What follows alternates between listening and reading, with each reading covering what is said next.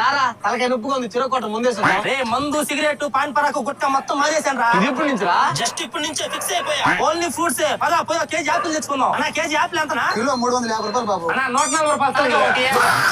Anti రా నీ బతుక. రే రారా మామ నువ్వు కూడా ఒక పాట తీసుకుందావా? నీకు సాగినట్టు నాకు సాగుతాదారా? ఇప్పుడు ఏమైందిరా?